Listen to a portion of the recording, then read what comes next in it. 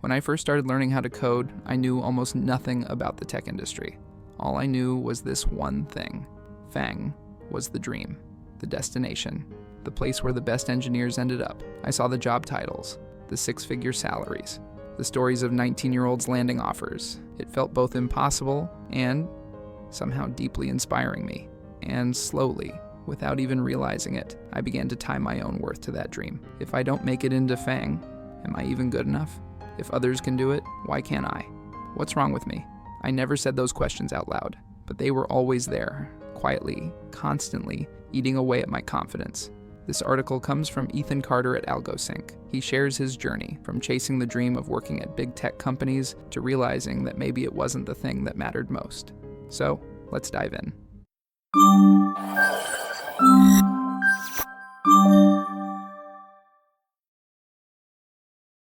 Let's be honest, FAANG isn't just a group of companies anymore. In our world, it's a status symbol, like a badge of honor, something you wear to prove you've made it. And because of that, most of us never stop to question it. We just chase it. We grind leak code for months, memorize system design patterns, read every interview guide like it's a sacred text. But in the process, we forget to ask ourselves, do I even want this for me? Or am I just afraid of falling behind? Yes, and that is my case. I applied to multiple FAANG companies, more than once. Sometimes I got ignored. Sometimes I made it to the final round, only to be told no. But each time I heard no, and each no hit harder than the last. Not because I missed the opportunity, but because it felt like I was losing a part of who I was, both as a developer and as a person. If I'm not good enough for FAANG, maybe I'm not good enough at all. It sounds irrational now, but back then, it felt real. That's the problem with one-size-fits-all success stories. They leave no room for people who are still figuring things out or for people who choose to take a different route entirely. In the beginning, I thought FAANG was the only way to validate my skills. But rejection forced me to ask a harder question. If not FAANG, then what? What else is out there? And could that also be meaningful? So I started small. I built side projects that I actually enjoyed. I met some new friends. I created tools that real people actually used, even if just a few. And slowly, things around me started to change. I began to realize the joy of being a developer doesn't come from where you work. It comes from what you build. Who do you build it for? The late-night breakthroughs, the small wins, the moments that make you think, yes, this is why I do this. FAANG is not evil. It's full of smart engineers and big opportunities. If you get in, you deserve it. That's amazing, but we have to stop acting like it's the only path worth celebrating. Because here's the truth that I learned from a lot of people around me.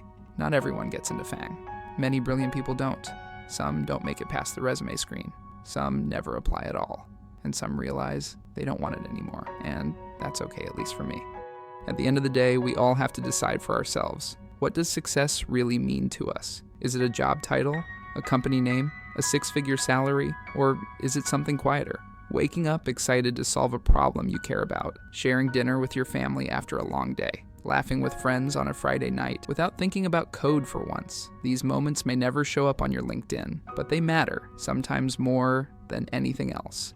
And here are some words of encouragement from my experience for you. Maybe you're still applying. Maybe you're burned out. Maybe you've already decided to stop chasing FAANG. Wherever you are not alone, and you are no less than anyone else. You don't need a big name on your resume to do meaningful work. You don't need a fancy offer to call yourself a developer. You don't need someone else's approval to believe in your craft. You're already enough, and your story is just beginning. I wish someone had told me the same thing when I started my journey as a developer.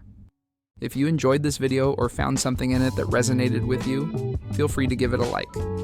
It really helps more people see it. And if you'd like to follow along for more stories like this, go ahead and hit that subscribe button. You can also tap the notification bell so you won't miss the next video when it drops. Thanks for being here. I'll see you in the next one.